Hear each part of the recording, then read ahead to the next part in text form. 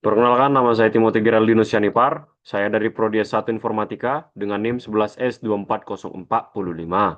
Nah, di sini saya akan menjelaskan tentang GBDC lanjutan. Nah, pada praktikum 10 ini, aktivitas praktikum di mana aplikasi cash flow adalah program sederhana untuk mencatat pemasukan dan pengeluaran uang kamu sehari-hari.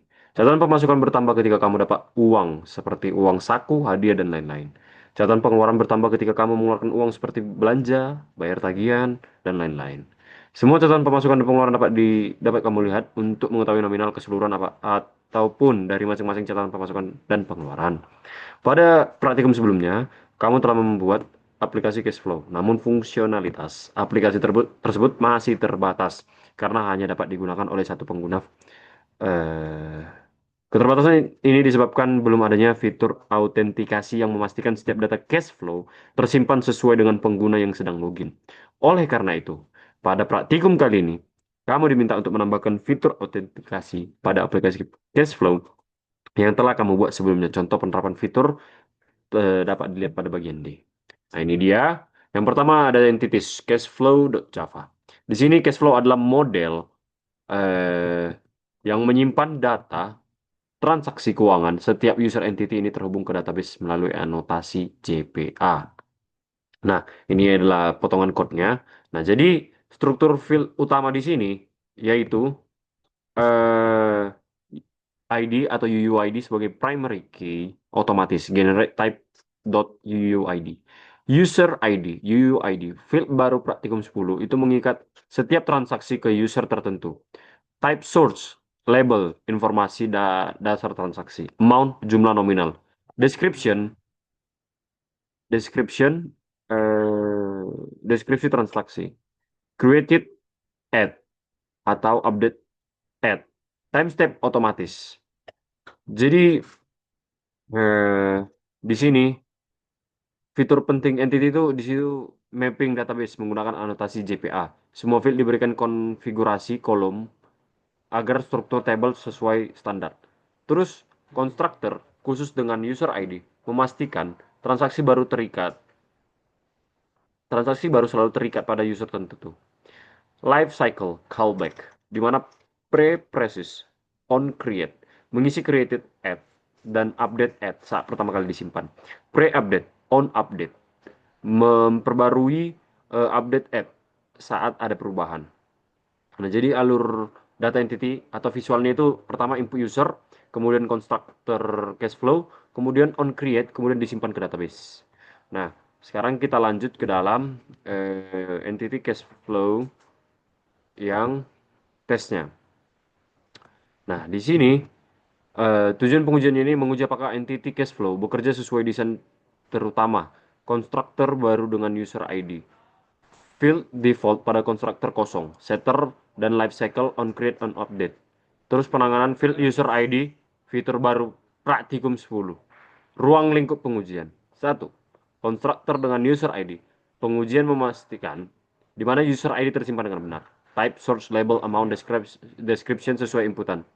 Kemudian difokuskan untuk memastikan transaksi selalu terikat pada user tertentu. Konstruktor default menggunakan konstruktor cash flow atau string pemasukan, string gaji. Lalu diuji, semua field masih nol karena konstruktor ini kosong. Created add and created update. Masih full, belum dipanggil cycle.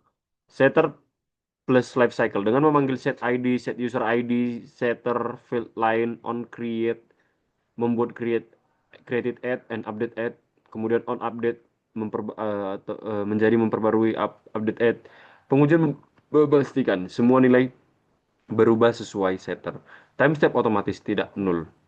Nah, kemudian kita lanjut ke dalam bagian repository, di mana interface cash flow repository berperan sebagai penghubung antara aplikasi dan database.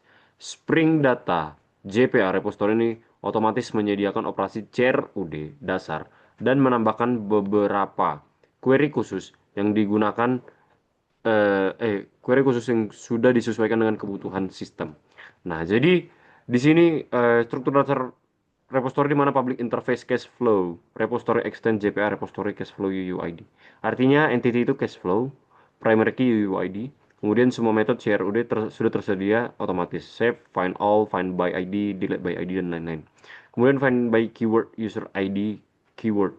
Jadi di praktikum 10 ini setiap pencarian harus disaring berdasarkan user ID. Tujuannya itu mencari transaksi berdasarkan kata kunci, tetapi hanya transaksi milik user tertentu. Nah, kemudian di sini ada kita bakal lanjut ke service. Nah, di sini service class cash flow service berfungsi sebagai jembatan antara controller API dan repository atau database di layer ini terdapat aturan bisnis atau business logic, validasi kepemilikan data, serta pengaturan alur kerja CRUD. Nah, di sini dependency injection yang pertama, yaitu di mana private final cash flow repository, public cash flow service, cash flow repository, this cash flow repository sama dengan cash flow repository. Di mana menggunakan constructor injection, standar untuk Spring Boot, lebih mudah dites atau mocking repository. Nah, di sini ada create, di mana cash flow, di mana di sini fungsinya itu membuat transaksi cash flow baru milik user tertentu. Mekanismenya di mana menerima user ID sebagai parameter wajib, menggunakan objek cash flow, menggunakan konstruktor baru, menyimpan ke database dengan save. Kemudian ada read all, get all cash flow, fungsinya mengambil seluruh transaksi user, opsional dengan fitur pencarian di keyword. Kemudian read by ID, get cash flow by ID, di mana mengambil transaksi spesifik berdasarkan ID dan di waktu yang sama memastikan itu milik user tersebut. Nah, kemudian ada get label, di mana get cash flow label, di mana fungsinya mengambil daftar label milik user. Kemudian update, yaitu update cash flow, di mana memperbarui transaksi tertentu dengan verifikasi bahwa transaksi tersebut milik user. Kemudian ada delete cash flow, di mana fungsinya itu menghapus transaksi berdasarkan ID, namun hanya jika transaksi tersebut disimpan oleh user pemiliknya. Kemudian kita lanjut kepada bagian tesnya. Nah, di sini adalah potongan kodenya, ini adalah yang bagian tesnya. Di mana dia setup awal dan mocking, yaitu membuat data dummy dan mocking repository, di mana menggunakan mock gitu. Kemudian simulasi seluruh perilaku repository. Kemudian tidak perlu database asli saat testing. Kemudian mock behavior atau penting, di mana semua metode repository divalidasi dengan user ID. Kemudian pengujian create, validasinya itu data tersimpan benar, user ID itu ikut tersimpan, repository save dipanggil dengan benar.